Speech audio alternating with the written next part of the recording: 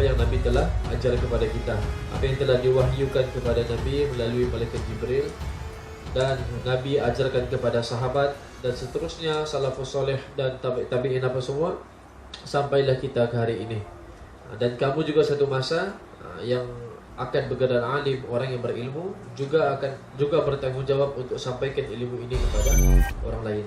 Bukannya kita amal sendiri-sendiri saja, tapi kita amalkan dan disampaikan. Barulah namanya ilmu yang bermanfaat. Dia tahu, dia sampaikan pada orang. Ini juga salah satu bisnes yang tidak pandai rugi. Dia kasih tahu orang, ajarkan pada orang, orang itu lakukan amal tersebut, maka kita akan dapat pahala seperti apa yang dia dapat. Jadi pahala itu sampai bila? Sampailah kita masuk di alam barzakh nanti. Jadi bekalan kita di sana. Orang itu masih hidup tapi kita sudah meninggal dunia, tapi dia masih mengamalkan ilmu yang kita sampaikan. Habis itu dia mengajar lagi orang-orang. Maka pahala itu berganda, tidak boleh putus. Ya. Itu kelebihan kita menuntut ilmu. Oke, kita masuk masih dalam tajuk solat kita, ya. Tajuk solat kita sambung. Minggu lepas kita belajar tentang waktu-waktu solat yang 5 waktu: subuh, zuhur, asar, maghrib dan isya. Hari ini pula kita sambung yang dinamakan i'adatus solat al-maktubah wa qada'uha. Ya, yaitu mengulangi solat fardu dan mengqada'nya. Kita belajar bagaimana nak ulang solat dan mengqada' solat. Ada namanya al-i'adah. Al-i'adah itu mengulangi solat. Dia sudah solat tapi dia ulang semula. Ada namanya qada'. Qada' dia tidak solat, terlepas waktu solat, tapi dia gantikan waktu solat itu. Itu dinamakan qada'. Ya, qada'us solat dan i'adatus solat. Kita masuk yang pertama, yaitu mengulangi solat. Apakah yang dimaksud mengulangi solat? Dia sudah sembahyang tapi sembahyang lagi sekali. Mengulangi solat yaitu mendirikan solat fardu. Solat fardu ini solat wajib lah ya. Solat fardu maksudnya yang 5 waktu itu namanya solat fardu. Mendirikan solat fardu semula yang telah pun ditunaikan apabila dia mendapati ada kekurangan atau kecacatan dari segi adab dan kesempurnaannya. Dia ulang balik solat tadi sebab dia tahu. Contohnya solat isya tadi, dia rasa dalam solat itu ada yang tidak ngam, macam tidak berapa sempurna, macam kurang khusyuk ku, macam kurang tawaduk ke solat. Banyak fikiranku dalam sembahyang. Dia rasa macam ada satu kecacatan, macam tidak sempurna. Maka dia mengulangi solat tadi tu. Ya. Jadi apa hukum dia? Hukum mengulangi solat tadi itu adalah sunat. Disunatkan untuk kita ulang balik solat kita. Ya. Sudah solat isya, dia solat lagi sekali. Contohnya apa? Seseorang yang telah menunaikan solat zuhur berseorangan, kemudian dia mendapati ada yang menunaikannya secara berjemaah, maka sunat dia mengulangi solat tersebut berjemaah dengan mereka. Ini berarti dia telah menunaikan solat fardu pada solat yang pertama tadi, dan kemudian solat sunat pada solat yang kedua, dan sunat dia ulangi pada solat yang kedua. Ya, jadi kita sembahyang zuhur di masjid, sudah azan apa semua, maka tidak ada jemaah, maka kita pun sembahyang zuhur tadi. Habis saja sembahyang zuhur tadi, masa lepas azan kita tunggu orang datang, tapi tidak ada jemaah yang datang untuk kita solat berjemaah, maka kita solat sendiri. Bila-bila solat sendiri, habis saja salam, assalamualaikum warahmatullah, tiba-tiba ada satu jemaah datang. Jemaah mungkin yang lewat sampai ataupun orang yang singgah. Dorang nak lakukan solat zuhur secara berjemaah. Maka kita tadi disunatkan untuk ulang balik solat kita ikut orang yang berjemaah tadi. Itu salah satu contohnya. Solat yang kita lakukan secara bersendirian tadi, solat seorang-seorang, kita dapat satu pahala.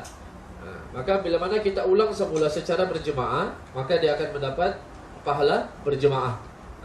Tapi solat yang kita lakukan kedua itu dihukumkan sebagai dihukumkan sebagai pahala sunat. Dia pahala sunat. Solat yang pertama tadi pahala fardu, yang kedua adalah pahala sunat. Dia solat buat kali kedua. Sebab pertama tadi dia nak mau berseorangan, dia mau juga ada 27 kali ganda berjemaah, maka dia ulang balik solat. Maka itu boleh.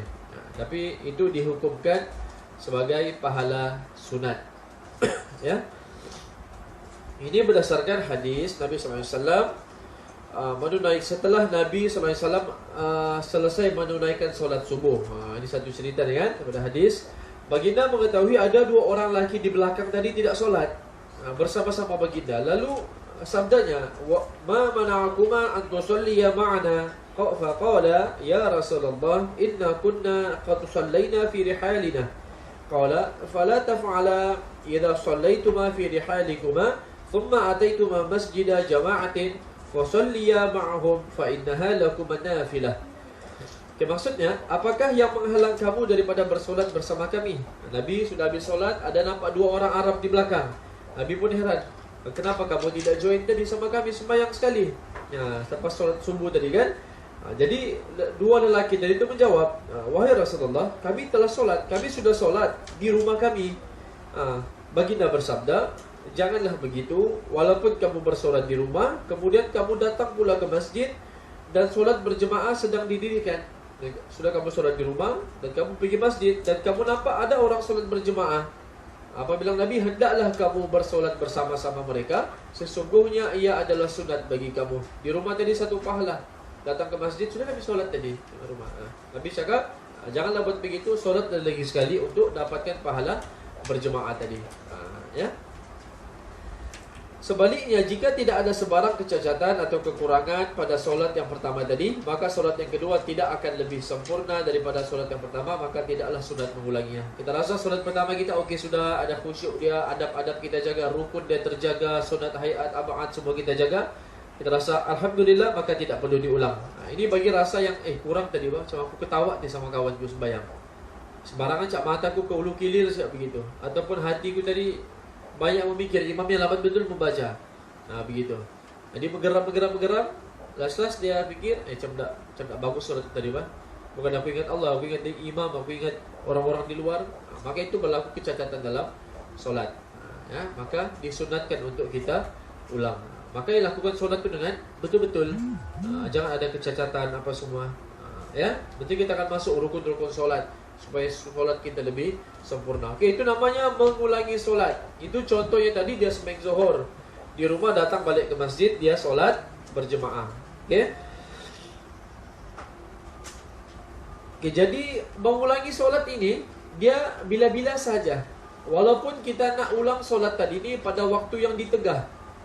Contoh waktu ditegah adalah seperti yang kita belajar sebelum ni, selepas solat subuh hinggalah naik matahari pada waktu duha, dan selepas waktu asar sehinggalah terbit, sehinggalah terbenam matahari, itu waktu yang diharamkan, dimakruhkan, ditegah untuk solat. Tapi kalau kita nak ulang solat asar tadi tak sempurna, jam 3.40 kita sembahyang, sekali 4.30 tadi kita fikir-fikir, macam tak bagus solatku tadi bang, macam kurang khusyuk, dia tunaikan solat, dia ulang balik solatnya, tapi dalam waktu yang ditegah. Itu tidak mengapa, sebab dia solat tu ada sebab dia, bukan suka-suka. Jadi kesimpulannya, mengulangi solat ini boleh diulang walaupun pada waktu yang ditegah, selepas solat subuh dan selepas solat asar, ataupun ketika matahari tegak memuncak di atas. Itu namanya i'adatus solat. Salah satu juga kita ulang solat sebab apa? Sebab kita rasa imam dia tak betul bacaan. Tak betul bacaan imam ni. Kalau kamu tahfiz, alhamdulillah lah. Mungkin kalau kita tahu sudah makhraj dia.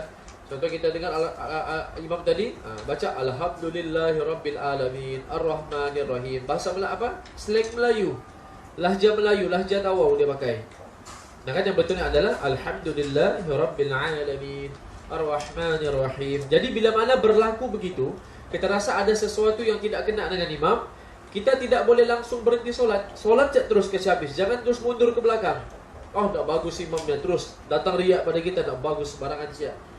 Kita solat saja kasih habis dengan imam tadi untuk kita dapatkan pahala berjemaah. Jadi bila mana sudah selesai imam tadi, maka kita disunatkan ulang balik solat, sebab kita rasa imam tadi ada masalah pada bacaannya, ataupun imam tu terlalu kelang kabut, kita rasa tidak ada tumakninah dia, baru rukuk kita baru subhana rabbiyal terus sami Allahu liman hamidah. Berfikir kita, apa imam dibaca? Maka di situ kita boleh ulang solat. Bukan kita berhenti serta-merta, kita solat, jangan keluar daripada jemaah sampai habis solat baru kita ulang balik solat kita. Solat kita nak sempurnakan pahala tadi. Itu contoh sudah. Contoh yang lain juga apabila solat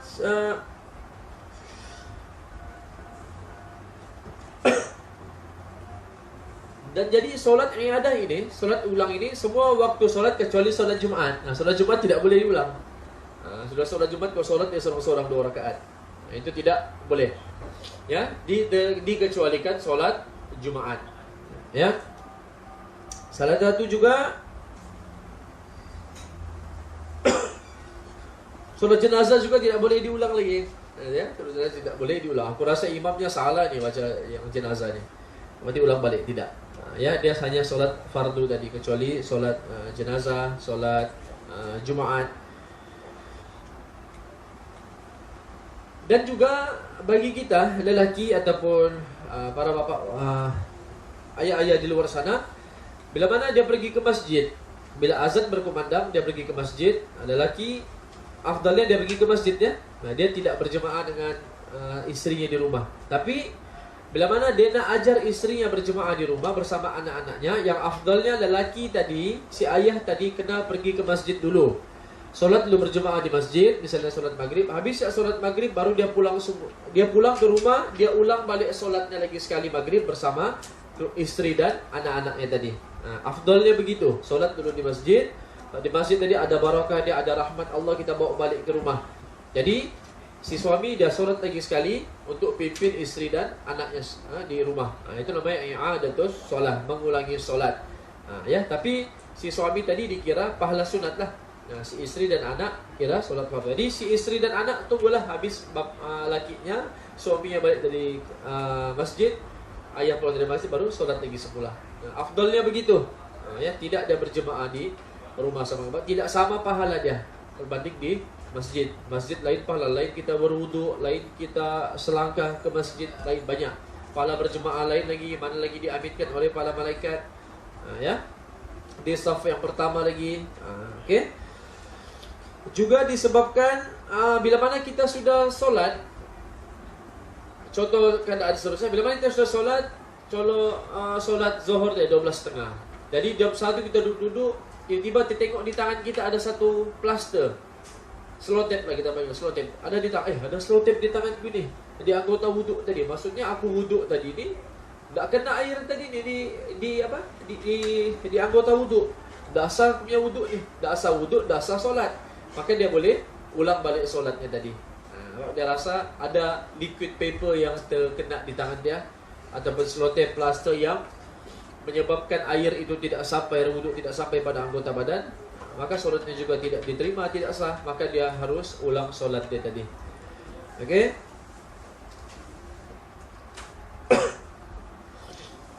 Dan juga mengulangi solat apabila solat menghormati waktu. Ingatkan dulu kita bahas solat menghormati waktu, tidak ada wuduk, dia tidak ada langsung wuduknya, dia boleh solat hormat waktu. Maka dia pulang ke rumah, dia kena ulang balik solatnya. Jadi tidak ada alasan untuk tinggalkan sembahyang.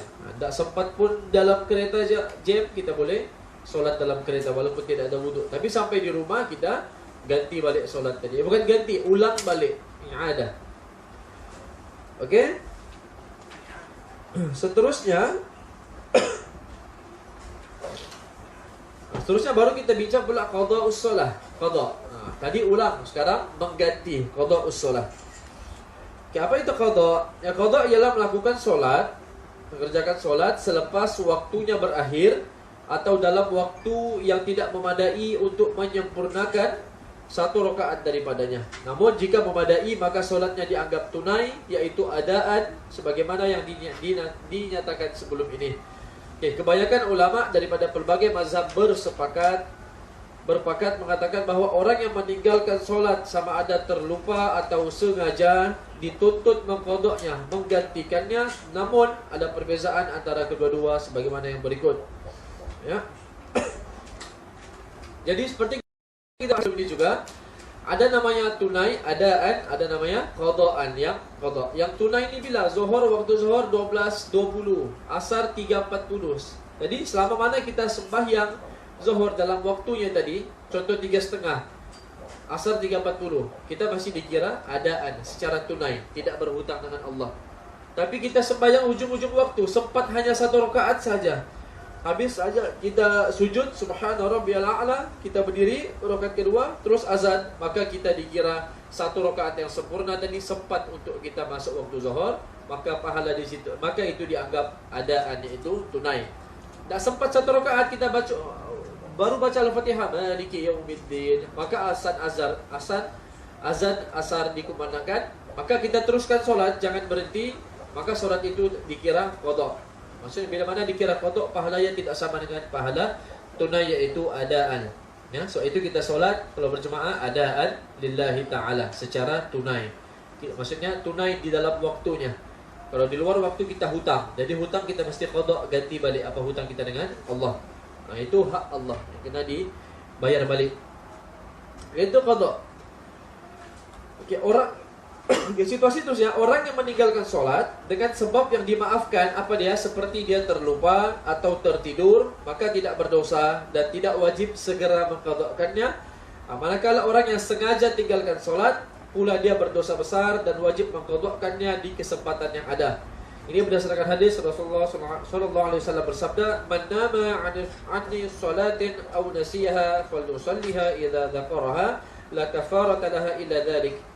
Yang bermaksud, Nabi beritahu, sesiapa yang tertidur hingga tertinggal solat atau terlupa solat, hendaklah melakukannya apabila telah teringat. Tiada kafarah untuknya selain demikian. Jadi bila mana kita tertidur, itu uzur yang dimaafkan. Tapi bila mana kita bangun, terus kita solat. Ya, jadi tertidur waktu subuh, terbangun pada waktu jam 7 pagi, terus solat. Dia tidak terus solat.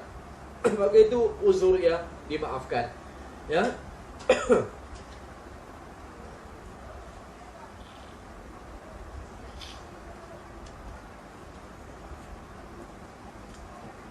Okey, kenyataan baginda sallallahu alaihi wasallam tiada kafarah untuknya selain demikian, menunjukkan solat fardu yang tertinggal wajib diganti walau berapa banyak ia tinggalkan.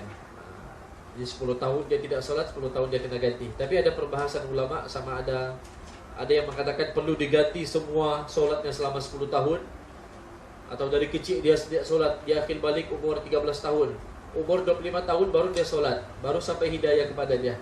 Adakah perlu dia solat selama 12 tahun, tinggal tu 1 hari 5 waktu. Ini yang 12 tahun berapa? Ada yang ulama mewajibkan, ada yang ulama tidak mewajibkan. Tapi kita ambil pertengahan, kita cuba ganti apa yang pernah kita tinggal sedaya upaya kita lah, walaupun kita tidak langsaikan selama 12 tahun tadi. Mana kita sanggup, kan? Okey, selesai qada salat dan i'adatus salat.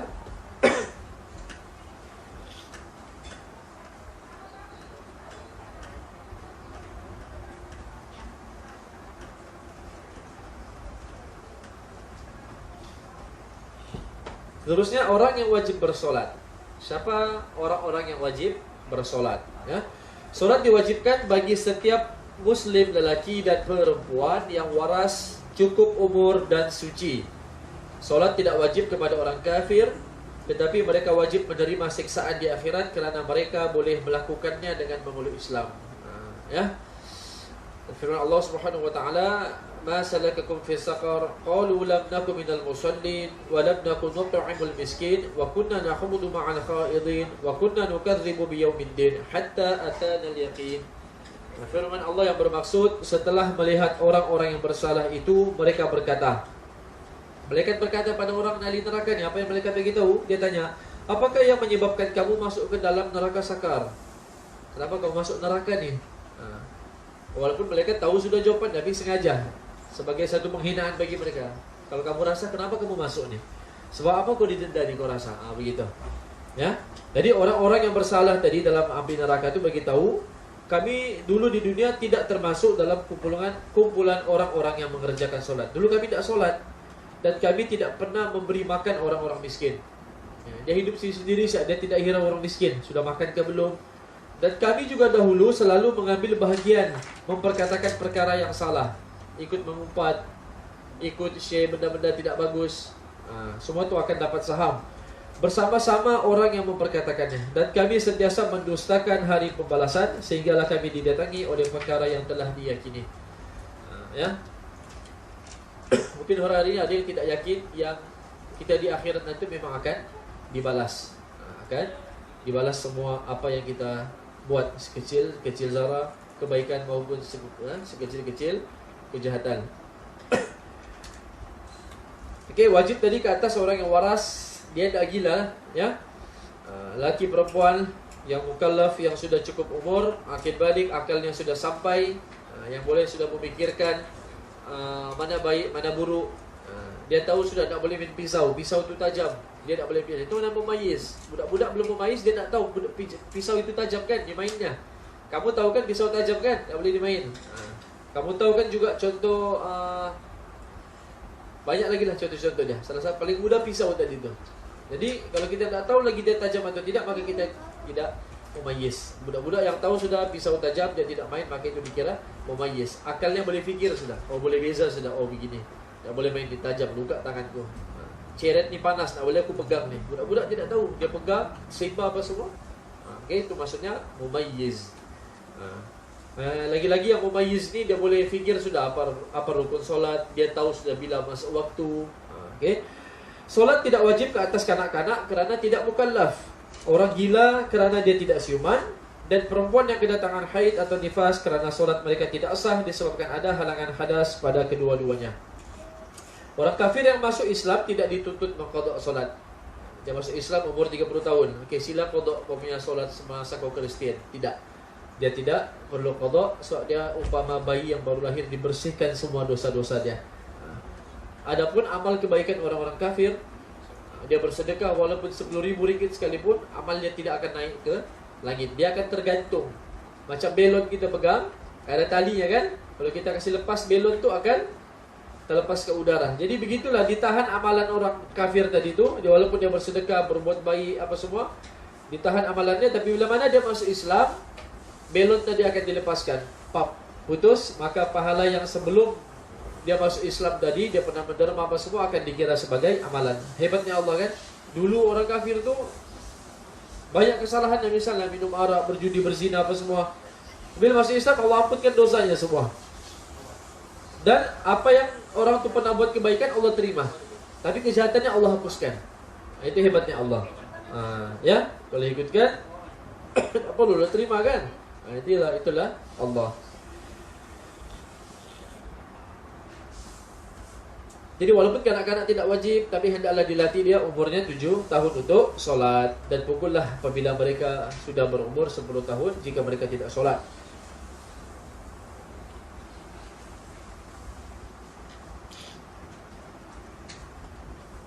Begitu juga tidak diwajibkan qadha orang yang pitam, pengsan, ataupun orang yang koma, disuntik kasih pengsan untuk dibedah di hospital. Orang tidak perlu qadha solat orang. Orang tidak perlu qadha solat. Contoh kamu pengsan Zuhur jam 11 pengsan. Dia bertemu banyak main apa semua, tiba-tiba pengsan. Tapi kamu sedar jam 4 petang. Jam 4 baru kau sedar. Jadi Zuhur mana ada tadi? Zuhur dah sempat tadi kan, sebab masa Zuhur kau sudah pengsan, kau tidak sedar apa-apa. Maka tadi itu tidak perlu diganti. Tidak perlu diganti. Tapi kau pengsan jam 11 pagi, kau bangun 2 petang, masih waktu Zuhur kan? Okey, silakan solat. Silakan solat Zuhur sebab masih dalam waktu Zuhur. Tapi kalau lepas sudah waktunya, tidak perlu solat, tidak perlu qadha solat. Okey?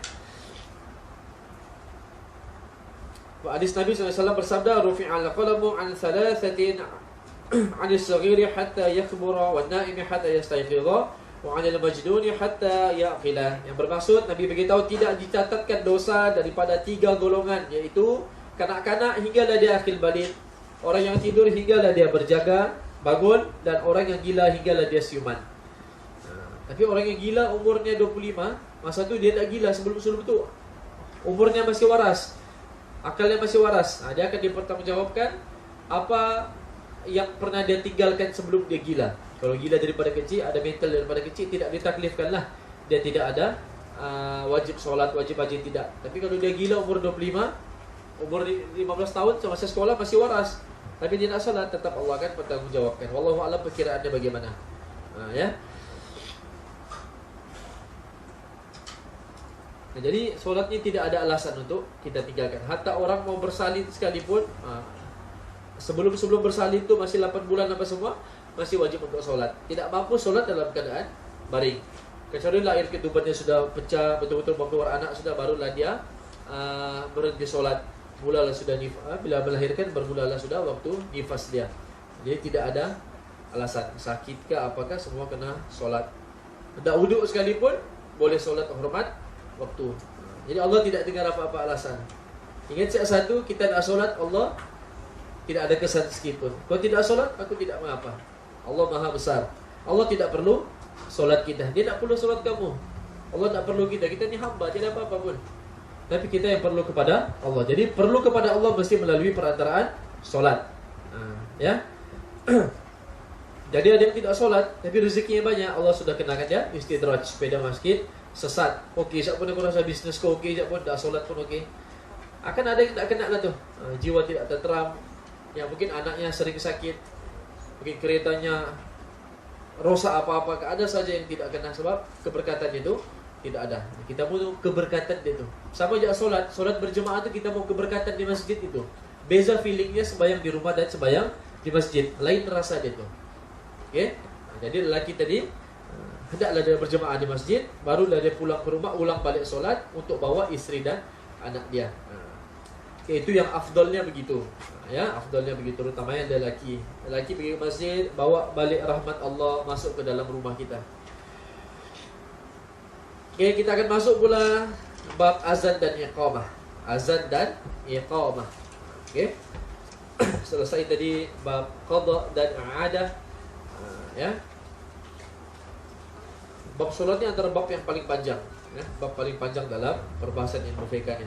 Ya, nanti kalau bagian rukun lagi lah banyak perbahasannya. Okay, azan dan iqamah.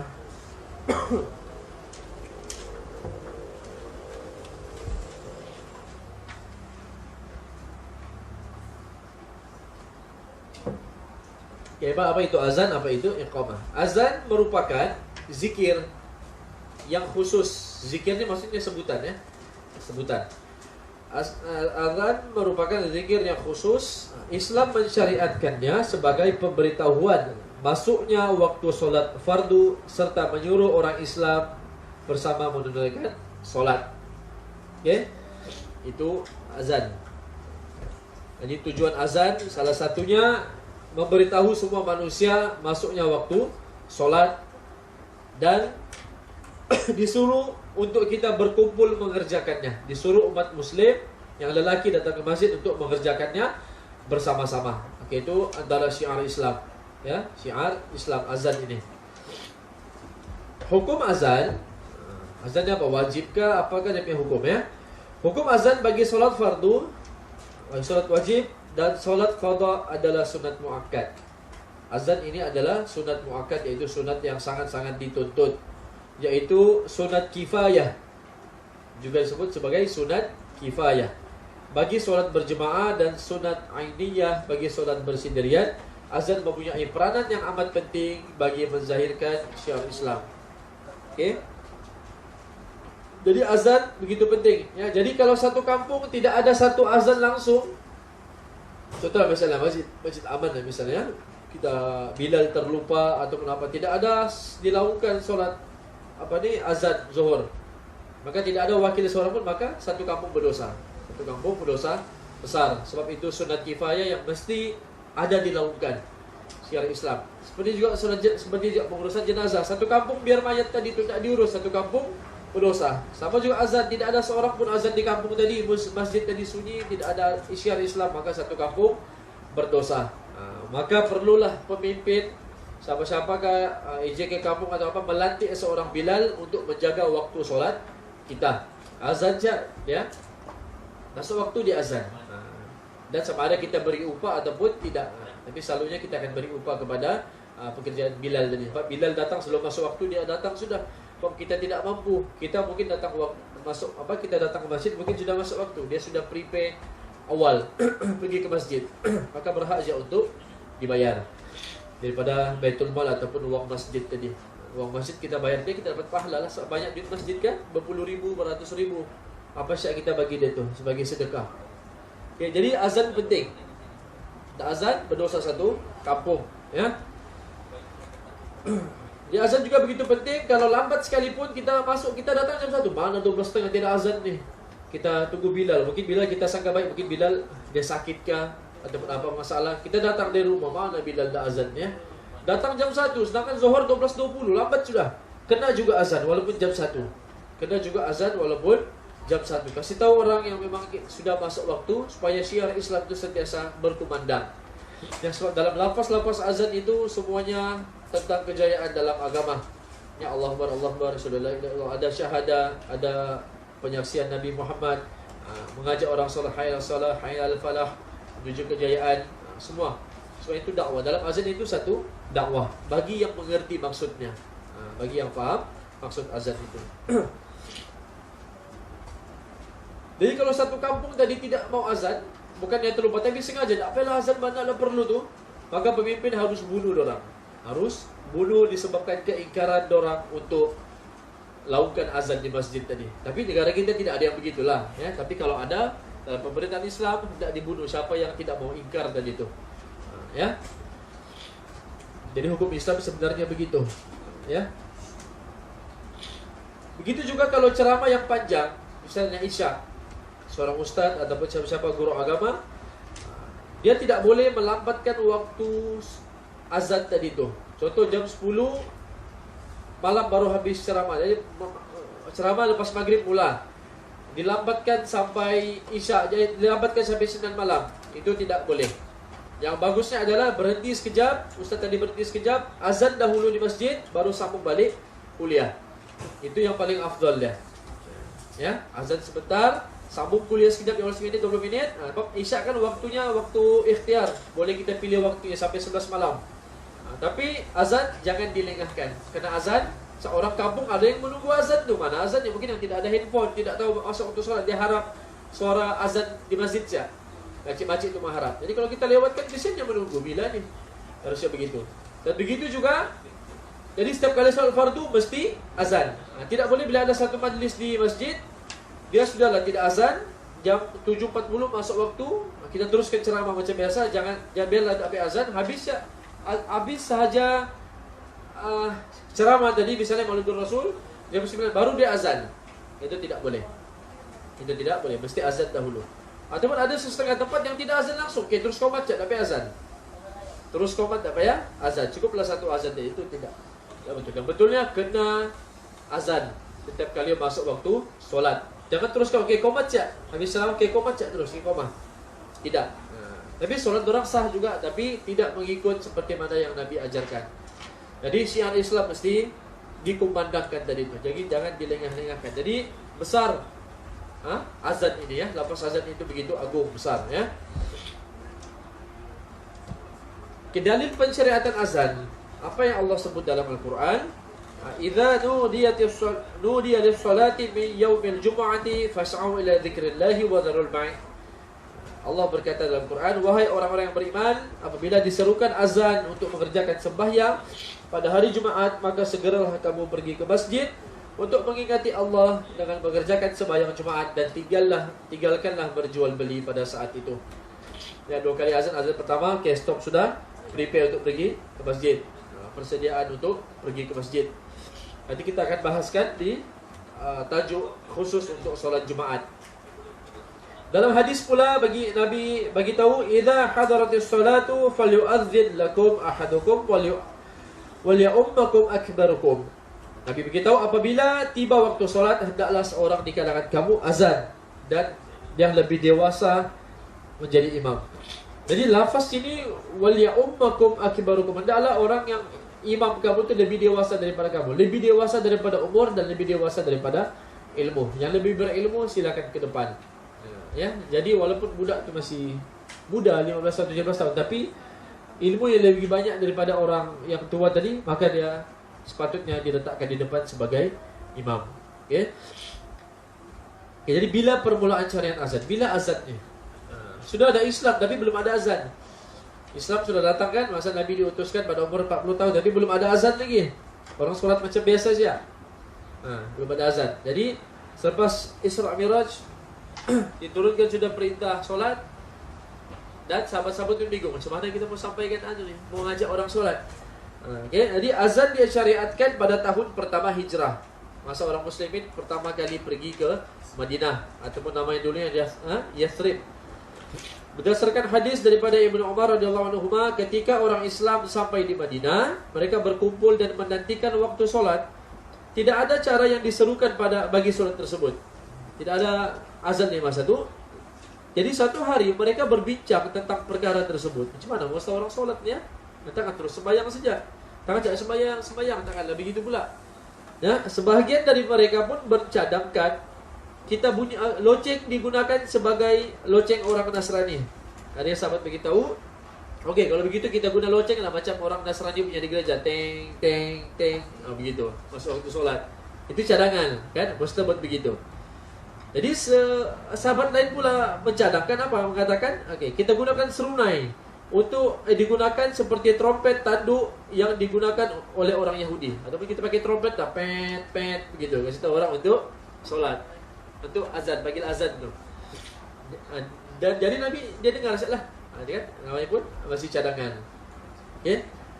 Dan Umar radhiyallahu anhu pula berkata, kenapakah kamu tidak menyuruh seseorang menyuruhkan solat? Lalu Rasulullah sallallahu alaihi wasallam bersabda, wahai Bilal, berdirilah dan serulah solat. Dalam solat ini satu sahabat telah bermimpi. Dia dengar lafaz azan. Ini lafaz ini melalui mimpi seorang sahabat Nabi. Dalam azan, wahai Rasulullah, aku mimpi aku dengar lafaz azan begini, Allahu Akbar sampai la ilaha illallah. Dan begitu Nabi, okey, bagus, kasih tahu Bilal, suruh dia lafaz seperti mana yang kau mimpi tadi. Maka Nabi takrir dia. Nabi ikrarkan. Okey, bagus, betul lah tu. Itu mimpi yang bagus, satu anu. Bagi tahu lafaz yang kau hafal, apa yang kau lihat, dengar di mimpi tadi, bagi tahu Bilal, suruh Bilal lafazkan seperti mana yang kau dengar dalam mimpi tadi. Maka jadilah lafaz azan ketika itu. Maka Nabi suruh Bilal. Ya. Okay, jadi lafaz azan adalah ya, seperti kamu belajarlah. Ustaz sebut saja Allahu Akbar, Allahu Akbar, Allahu Akbar, Allahu Akbar. Asyhadu an la ilaha illallah, asyhadu an la ilaha illallah, asyhadu anna Muhammadar Rasulullah, asyhadu anna Muhammadar Rasulullah. Hayya 'alas shalah, hayya 'alas shalah, hayya 'alal falah, hayya 'alal falah. Allahu Akbar, Allahu Akbar, la ilaha illallah. Lafaz dia, begitu. Maksudnya juga kita kena tahu, ya. Jadi sebagai orang yang muazzin, dia kena tahu lafaz solat supaya dia rasa dia mendalami maksud tu, dia ada feeling bila azan. Jangan lafaz siap begitu. Seeloknya dia kena tahu Allah Maha Besar sebanyak 4 kali. Aku bersaksi bahawa tiada Tuhan yang berhak disembah melainkan Allah.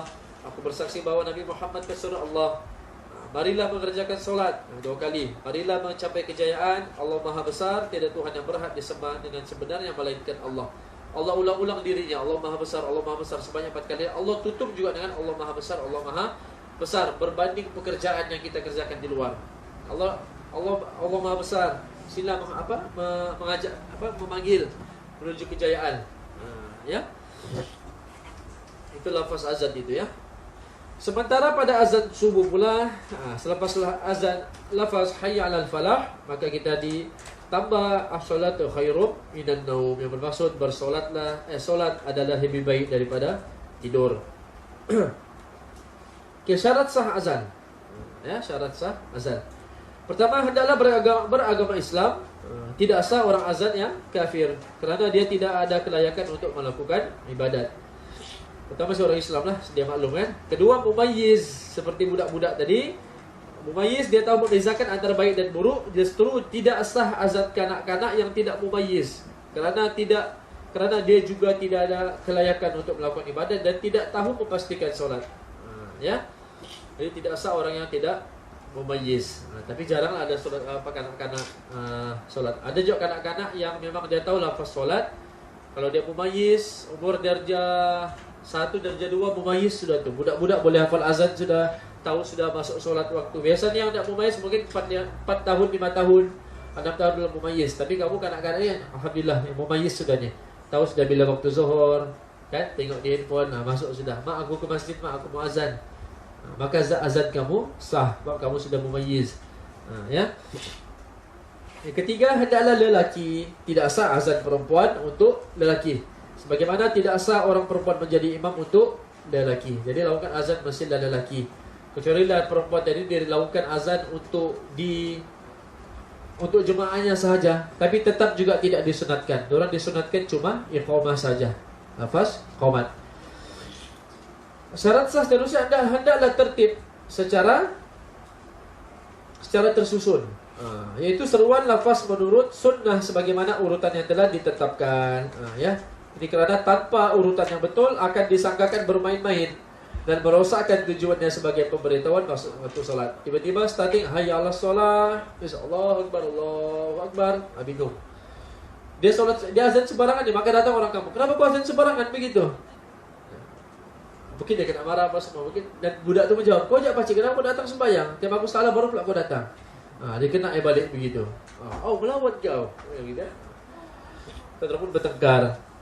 Dengar di mikrofon satu kampung mendengar. Pakcik-pakcik melawan sama budak-budak. Budak-budak tu hujahnya sengaja pakcik supaya kau datang ke masjid. Sengaja aku sembarangan sembahyangku supaya kau datang ke masjid. Itu niat dakwah saya, maksudnya secara tertib. Itu cerita kosong gitu.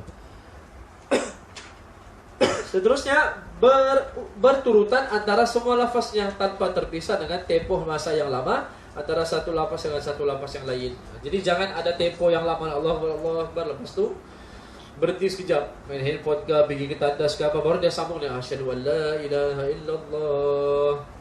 Itu tidak boleh.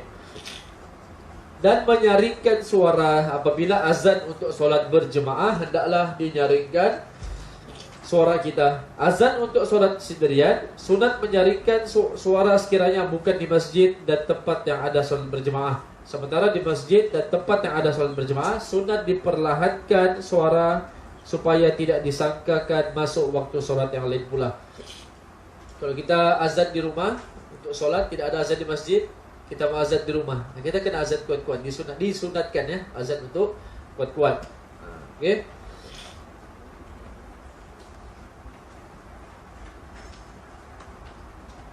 Azan di kalangan kaum wanita. Macam mana pula kaum wanita azan kan? Azan tidak sunat bagi kaum wanita. Tidak sunat kaum wanita. Tapi bukannya tidak haram, bukan tidak boleh, tidak disunatkan. Ini kerana menyaringkan suara mereka dikhawatir akan menimbulkan fitnah. Bila mana suaranya sedap apa semua, maka menimbulkan fitnah bagi lelaki. Perempuan ini sunat melakukan iqamah sahaja dan untuk mengingatkan para jemaah tanpa menyaringkan suara seperti azan.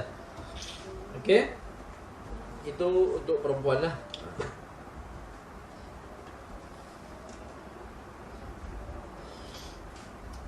Okey, apakah perkara sunat ketika azan? Ketika kita lakukan azan, apakah perkara-perkara sunat yang dituntut? Sunat ini maksudnya sunnah lah, sunnah yang Nabi tunjukkan. Yang pertama adalah menghadap kiblat, kerana kiblat merupakan arah yang termulia dan itulah cara yang telah diterima daripada ulama salaf dan khalaf. Ulama salaf, ulama yang terdahulu, ulama khalaf yang ulama-ulama yang datang setelah mereka, salaf dan khalaf. Sunatnya terus adalah suci daripada hadas kecil dan hadas besar. Oleh itu makruh azan ketika berhadas, lebih-lebih orang yang junub. Jadi kalau tidak ada wuduk sekalipun kita boleh azan, cuma makruh. Sah solat, sah azan orang yang tidak ada wuduk. Misalnya masuk sudah waktu ni, kelang kabut pergi masjid, orang mau buka puasa sudah, maka dia azan walaupun belum ada dia punya wuduk. Makan cuma itu ditegah lah, ya, ditegah, makruh. Dan lagi makruh, lagi ditegah apabila orang yang masih hadas besar. Mungkin lepas berhubungan dengan isteri ataupun lepas mimpi wajib ataupun ya, itu lagilah ditegah. Tapi sah orang yang tidak ada wuduk untuk azan. Tapi tidak disuruh kamu tidak berwuduk. Afdalnya wuduk dahululah baru azan, ya. Jadi jangan kita marah orang tadi kalau dia tak wuduk, tak solat, dia terus azan. Sah azan dia tadi, ya, walaupun tidak wuduk. Seterusnya hendaklah berdiri ketika azan. Ini berdasarkan hadis Nabi SAW. Beritahu Bilal, ya Bilal, kum fanadilis solah. Wahai Bilal, berdirilah dan serukan solat. Kalau dia suka-suka baring, suka-suka duduk tanpa ada uzur, maka dia ditegah. Sah juga azannya, tapi makruh. Makruh ini bukan sekadar makruh. Makruh ini dalam bahasa Arabnya bermaksud ditegah. Jangan buat begitu, ditegah. Sunat juga memalingkan muka ke kanan ketika mengucapkan hayya 'alas shalah. Ya, ke kanan. Yang bergerak kepalanya bukan dadanya. Bukan dada sekali bergerak ke kanan. Bukan dada sekali, ya, cuma tengkuk kanan. Hayya 'alas shalah. Hayya 'alal falah. Gini. Okey, leher tu yang bergerak. Tidak sekali dada tu kena diam macam begitu. Melafazkan kalimah azan dengan tertil. Ini paling penting seorang muazzin. Ya, muazzin dalam bahasa Arabnya bermaksud orang yang azan. Melafazkan kalimah azan dengan tartil iaitu dengan berhati-hati kerana tujuan azan ialah pengumuman kepada mereka yang tiada di situ. Oleh itu sebutan secara tartil lebih berkesan bagi tujuan yang berikut. Ya.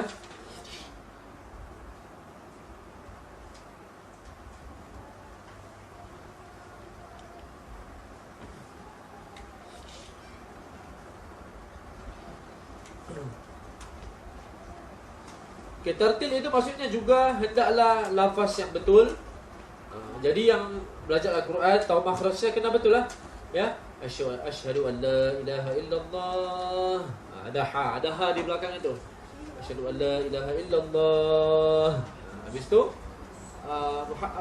syahadat Muhammad, asyhadu anna Muhammadar Rasulullah. Ya, bunyikan ha di belakang tu. Kamu sudah belajar kan bunyi ha. Sama ya, hayya 'alas salah. Ada ta marbutah ha di belakang. Dan hayya 'alal falah. Ha juga berbunyi. Jadi itu namanya secara tartil. Jadi orang yang mendengar pun sedap. Rasa enak saya dengar, rasa mau ingin solat. Jadi kalau azannya yang mungkin tidak berapa sedap, maka tidak begitu sampai azannya tidak sedap di telinga orang, maka sukar untuk datang ke masjid. Tapi yang datang ke masjid pun alasan jalan, bukannya sebabkan muazzinnya sedap tidak sedap, memang hatinya nak mau ke masjid. Jadi jangan salahkan Bilal tadi, ya. Seterusnya mengulang lafaz azan. Mengulang lafaz azan itu at-tarji'. At-tarji' mengulang lafaz azan, iaitu mengucapkan dua kalimah syahadah secara perlahan sebelum menyerukan dengan nyaring. Sebelum kita lafaz asyhadu an la ilaha illallah, disunatkan kita baca secara perlahan dahulu asyhadu an la ilaha illallah. Baru kita lafazkan azan. Jadi lafaz azan asyhadu an la ilaha illallah kita lafaz dulu sendiri dalam suara bibir yang kecil, baru kita lafazkan di mikrofon tadi, pembesar suara tadi. Okay.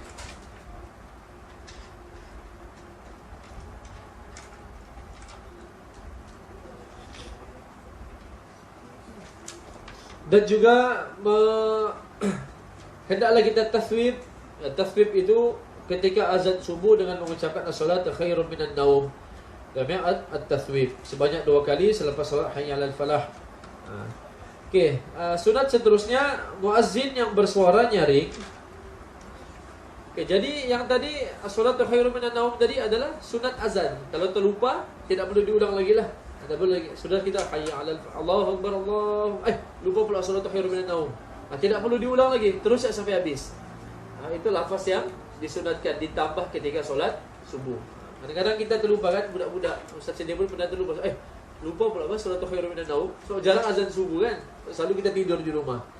Maka terlupa. Itu tidak perlu diulang lah sebab akan tidak secara berurutan sunat. Sebab itu masuk dalam sunat azan yang disunatkan azan. Orang yang azan hendaklah bersuara nyaring dan baik suaranya supaya dapat melunakkan hati pendengar dan tertarik menyambut seruannya. Dia ada lagu yang sedap. Dia Allahu Akbar, Allahu Akbar, Allahu Akbar. Apa di masjid tu? Allahu Akbar.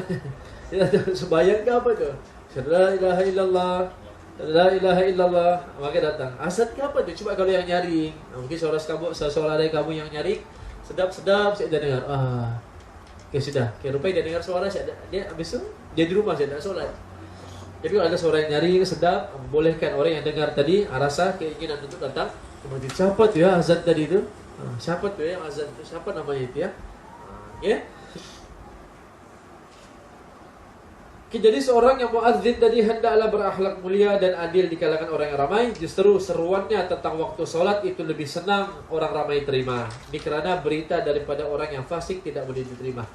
Tapi orang yang kaki pendosa kalau dia azan sah juga azannya, tapi makruh. Jadi orang yang muazzin tadi hendaklah jaga mulutnya, tidak memaki sana sini, jaga juga solatnya, jaga akhlaknya. Itu selayaknya jadi muazzin, orang yang azan. Jadi habis hisab gam orang yang azan pula. Tidak sesuai lah, fasik. Ya? Habis hisab batu terus azan. Okay, tidak melanjutkan suara dan tidak melakukannya ketika azan malah makruh berbuat demikian. Tidak terlalu melakukannya pun tidak boleh juga. Lagu-lagu biasa pun okeylah. Ya. Sunat ada dua. Okey, seterusnya pula sunnahnya dua orang muazzin di masjid untuk azan subuh. Khusus untuk azan subuh disunahkan 2 kali azan. Seorang yang azan tadi, dia azan sebelum terbitnya fajar shadiq. Sebelum yang subuh, contoh dia azan jam 3 pagi. Azan yang kedua dilakukan pada waktu subuh. Subuh 5.15, 5.13. Jadi jam 3.30 ada orang azan pertama, 5.15 ada lagi orang azan yang kedua. Okay. Cuma azan pertama tadi, ini sunnahnya, sunnah Nabi yang dibuat dulu. So apa dia solat, dia azan jam 3.30 tadi. Dia azan 3.30 tadi supaya untuk membangunkan orang-orang Islam situ untuk bangun tahajud, untuk memberi persediaan orang bangun awal. Bagi yang belum mandi junub, sila mandi junub. Bagi yang mau mandi sunat apa semua, mandi untuk mempersiapkan diri untuk solat subuh. Jadi masuk waktu subuh barulah azan lagi sekali. Masuk solat azan yang pertama tadi jam 3.30 pagi contohnya, azan dia tidak perlu as-salatu khairum minan naum.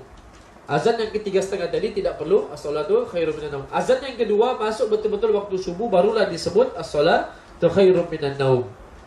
Okey, itu perbezaannya. Ini berdasarkan hadis Nabi SAW. Inna Bilalan yu'adzinu bil-lailin fakulu washrabu hatta yunadiya ibnu Ummi Maktum. Bermaksud Bilal dia azan pada waktu malam. Makan dan minumlah hingga kamu mendengar azan Ibnu Maktum. Jadi masa itu orang tengah sahur. Jadi sahabat pun dengar, azan sudah. Belum, itu azan Bilal untuk azan pada waktu malam untuk membangunkan orang tahajud.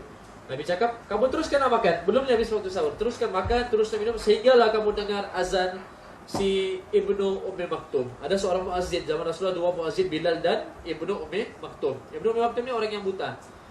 Dia azan kedua. Azan kedua pada waktu subuh tadi. Nabi cakap, stop kamu sahur kalau sudah kamu dengar si Ibnu Ummi Maktum azan. Maka itu habis waktu sahur. Kalau Bilal azan, belum lagi tu. Bilal azan tu untuk orang tahajud. Tapi kalau Ibnu Ummi Maktum azan subuh tadi, itu barulah subuh. Dan kalau masa itu kamu bersahur, habislah waktu sahur. Okay, jadi 2 azan disunnahkan ketika solat subuh dan juga solat Jumaat. Jumaat 2 kali solat kan, 2 kali azan kan. Azan pertama dia panggil semua orang. Okey, stop sudah jual beli, semua panggil ke masjid.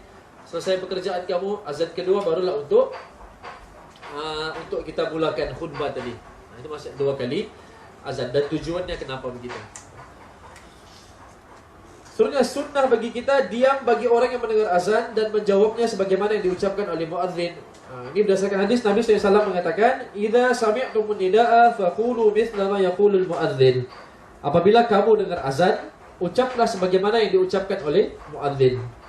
Allahu Akbar, Allahu Akbar, kita ikut. Allahu Akbar, Allah asyhadu an la ilaha illallah, asyhadu an la ilaha illallah, kita balas asyhadu anna Muhammadar Rasulullah. Begitu juga, kecuali la hayya 'alas shalah dan hayya 'alal falah, kita jawab dengan la haula wala quwwata illa billah. Yang bermaksud tidak ada daya dan kekuatan melainkan dengan izin Allah.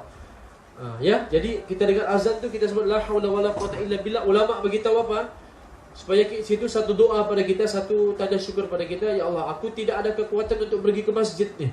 Aku tidak ada upaya melainkan kau pilih aku.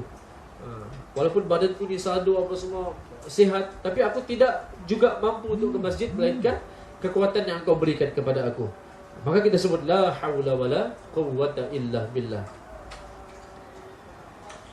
Dan begitu juga kita jawab bagi lafaz taswib. Taswib tadi adalah as-salatu khairum minan naum. Maka kita jawab dengan sadaqta wa bararta. Benarlah apa yang engkau katakan dan engkau telah berlaku baik. Sadaqta wa bararta. Ini adalah hadis-hadis yang tiada asal ataupun dhaif, tapi boleh diamalkan dalam fadailul a'mal kita.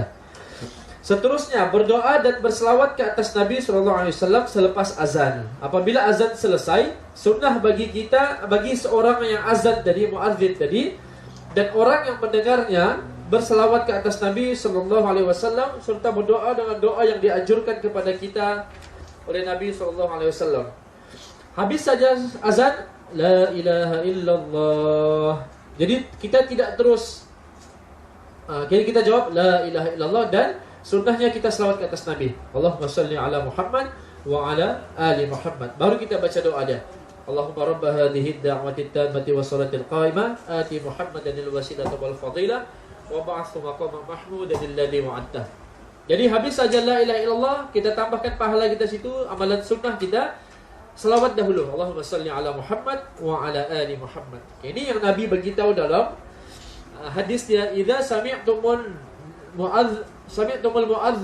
muadzina faqulu mithla ma yaqulu thumma sallu alayya fa innahu man shalla alayya salatan sallallahu alaihi biha ashran thumma sallallahu haliyal wasilata fa innaha manzilatun fil jannah la tadbaghi illa li'abdin min ibadillahi wa arju an akuna huwa faman sa'ala liyal wasilata halat lahu asy-syafa'ah. Ini ganjaran Nabi beritahu, dengar. Ya, apabila kamu dengar seruan muadzin, jawablah seperti mana yang dia ucapkan. Kemudian berselawatlah kamu ke atas diriku. Sesiapa yang berselawat ke atas aku sekali, Allah akan berselawat ke atasnya 10 kali. Kemudian mohonlah kepada Allah wasilah untukku. Nabi minta doa untuk dia, yaitu satu kedudukan di dalam surga yang tidak dikurniakan kecuali kepada seorang di kalangan hamba Allah. Ada satu kedudukan yang di akhirat nanti satu orang saya boleh duduk di situ. Dan Nabi berharap dialah yang dapat kedudukan itu. Maka kita doakan Nabi untuk dapatkan kedudukan tadi. Nabi beritahu, dan aku berharap akulah orang yang nanti Allah pilih.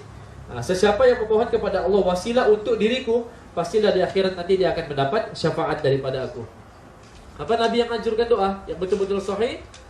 Itulah, Allahumma rabb hadhihi ad-da'wati tammati was-salatil qa'imah ati Muhammadanil wasilata wal fadilah wa ba'athu maqama mahmudan alladhi wa'adtah. Sampai situ yang sahih dia. Yang lain itu hanya tambahan. Yang tambahan. Tapi afdalnya sampai situ tidak perlu kita tambah innaka la tukhliful mi'ad.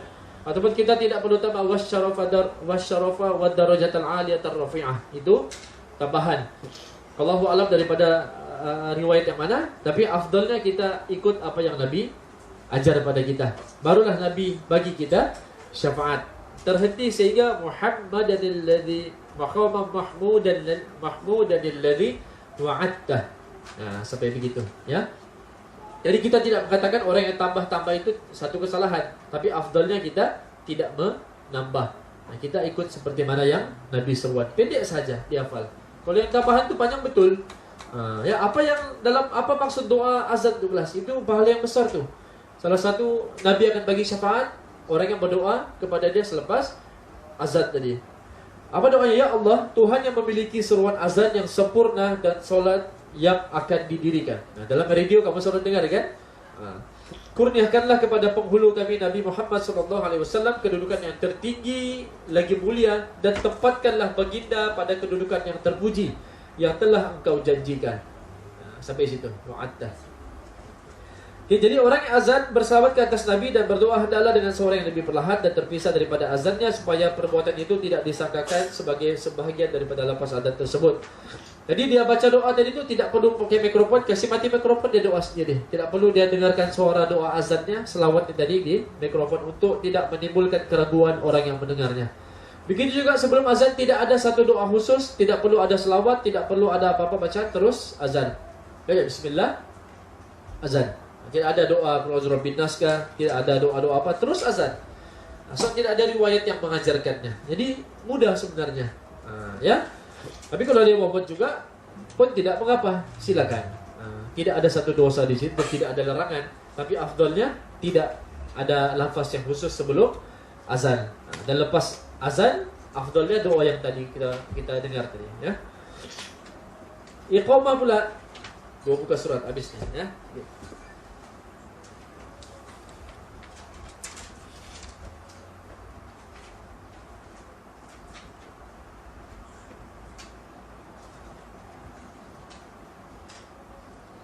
Sunat juga orang yang ketika mengaji pada waktu tersebut, ketika dia mengaji, baca Quran, ketika dia belajar, azan dikumandangkan, hendaklah dia berhenti seketika untuk menjawab azan, menghormati azan tadi. Lepas itu baru dia sambung semula. Oke, jadi itu adab kita.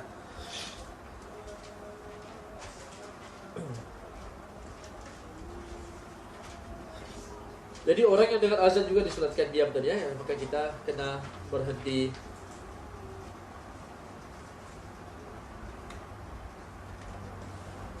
Oke, jadi lafaz azan ini kalau kita tahu kelebihannya, Nabi beritahu kalaulah manusia tahu kelebihan seorang muazzin tadi, dan kelebihan orang yang berada di saf pertama dalam sembahyang berjemaah. Dan saya dorang akan berebut-rebut, berlumba-lumba untuk jadi muazzin dan berebut di saf yang pertama. Sehingga kan orang akan membuat undian. Kayak ini peti undian, ini toples, disimpannya nomor. Okay, coba cabut nama kamu, siapa yang azan. Sampai begitu sekali. Kalau orang tahu betul-betul pahala orang azan. Ya aku lagi sudah pun tadi tadi kau zuhur, asar aku lagi. Lepas maghrib aku lagi. Sampai begitu sekali kalau kita tahu dia punya pahala. Dia beritahu sehingga orang cabut undi tu. Orang buat undian untuk tentukan siapa azan. Nama siapa yang lain? Okey, nama aku. Okey, aku yang azan. Adilnya begitu. Ya. Dan juga orang yang azan ini dibangkitkan pada hari Jumaat dengan lehernya yang panjang. Bukan dia cacat. Allah zahirkan lehernya itu orang nampak tinggi supaya orang tengok dia itu adalah muazzin ketika mana dia di dunia dulu. Wajah bercahaya dan mukanya agak tinggi lehernya supaya orang ramai tahunya dia tu muazzin pada masa hidupnya di dunia dulu. Ya. Itu antara dia punya ni. Dan semua manusia, jin dan haiwan-haiwan binatang ini akan menjadi saksi kepada azan yang dorang dengar. Siapa yang melakukan azan ini, semua akan jadi saksi. Seperti mana kita solat, di mana-mana saja kita sujud, tempat itu akan saksi bercakap untuk kita. Ini aku punya tempat pernah dia sujud, pernah kepalanya sujud di sini, pernah kepalanya sujud di sini. Kita solat, semua jadi saksi. Begitu juga dengan azan. Oh, ini pernah azan, pernah kami dengar dulu. Dia azan, kami dengar dulu. Jin, manusia dan semua binatang-binatang ini dengar. Dan binatang-binatang ini semua dengar, makhluk-makhluk Allah semua hidup dan berzikir kepada Allah. Berzikir Allah Ta'ala bagaimana. Tapi dorang akan jadi saksi bagi kita. Dan iqamah pula, lafaz iqamah seperti azan. Lafaz 2 kali berturut-turut, manakala lafaz iqamah sekali saja. Seperti kita maklumlah, kan Allahu Akbar, asyhadu la ilaha illallah, asyhadu anna Muhammadar Rasulullah. Secara tartil tak boleh kita laju. Allahu Akbar, asyhadu la ilaha illallah, asyhadu anna Muhammadar Rasulullah. Salat, salat. Itu kita budak-budak dulu. Secara tartil, Allahu Akbar, asyhadu an la ilaha illallah, asyhadu anna Muhammadar Rasulullah. Hayya 'alas shalah, hayya 'alal falah. Qad qamatis salat, qad qamatis salah. Allahu Akbar, la ilaha illallah. Itu namanya tartil. Relax, santai. Jadi sampai itu situ.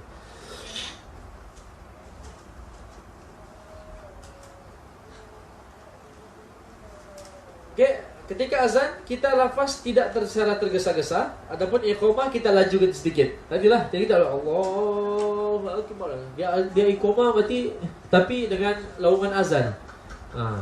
Maksudnya agak lambatlah. Jadi azan lambat, iqamah diperlahankan sedikit. Okay, azan untuk mengqadha beberapa solat yang tertinggal hanya pada solat yang pertama, manakala iqamah pula dilakukan pada setiap solat tersebut. Jadi orang tinggal solatnya, dia mau solat pada waktu tersebut, dia kena azan, disunatkan azan dan iqamah sekali. Jadi setiap kali kita nak solat, kita kena iqamah, kena baca iqamah. Dalam baca iqamah.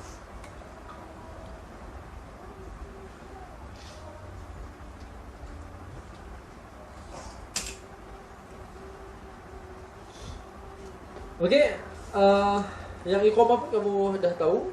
Jadi ucapan bagi perkataan qad qamatis shalah, maka dibalas dengan aqamahallahu wa adamaha. Aqamahallahu wa adamaha. Ya. Jadi pun hadis yang dhaif kita amalkan, tidak ada masalah, ya. Seruan bagi solat fardu. Seruan azan bagi bukan solat fardu. Azan untuk solat fardu saja, ya. Tidak ada azan untuk orang yang meninggal misalnya, dikubur misalnya orang azan, tidak ada seruan. Tapi tidaklah berdosa melakukannya, tapi tidak afdal, tidak ikut seperti seruan Nabi. Nabi tidak beritahu hendaklah kamu azan di telinga si jenazah tadi. Tidak. Azan cuma solat fardu. Dan manakala solat sunat yang lain yang dilakukan secara berjemaah. Apa solat yang dilakukan secara berjemaah? Seperti solat gerhana bulan, gerhana matahari, solat jenazah, solat tarawih, solat istisqa, meminta hujan. Maka kita tidak qomat di situ, tapi lafaz yang kita gunakan adalah as-salatu jami'ah. As-salatu jami'ah, untuk panggil semua solat berjemaah.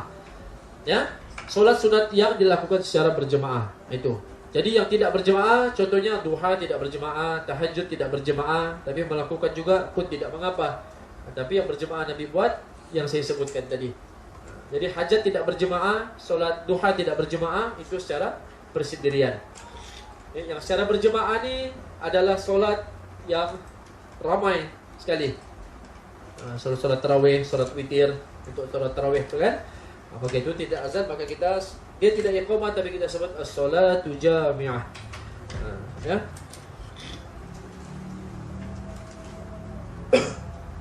Jadi bagi yang sudah azan, contoh yang maghrib, tidak langsung qomatnya, berhenti sebentar, duduk sebentar. Yang tidak terlalu lama. Contoh maghrib cukuplah dia bagi masa 2-3 minit, sebab maghrib masa yang pendek. Ataupun zuhur kita duduk sekejap, mungkin 10 minit bagi orang datang selesaikan solat sunat. Subuh pun begitu. Yang maghrib tidak boleh lambat. Jadi muazzin tadi habis dia ada qomat, habis solat sunat dia kena duduk sebentar. Ada berapa minit. Ya, dan disunatkan di situ doa yang tidak ditolak, antaranya doa antara azan dan iqamah. Lepas azan dan iqamah, sepanjang tadi itu kita boleh berzikir dan doa kepada Allah. Itu salah satu doa yang tidak tertolak dimakbulkan insya-Allah. Itulah perbahasan kita tentang azan dan iqamah, mana yang mudah-mudahan dapat memberi penjelasan lebih kepada kita, mana lafaz iqamah, mana lafaz azan, mana keadaan yang perlu azan, mana yang tidak perlu iqamah, ya, berdasarkan hadis-hadis yang kita bacakan tadi, ya. Jadi demikian saja kelas. Minggu depan baru kita masuk tajuk yang besar tentang syarat sah solat, dan begitu dengan rukun-rukun solat. Okey. Demikian saja untuk hari ini, semoga bermanfaat. Subhanakallahumma wa bihamdika asyhadu an la ilaha illa anta astaghfiruka wa atubu ilaik. Assalamualaikum warahmatullahi wabarakatuh.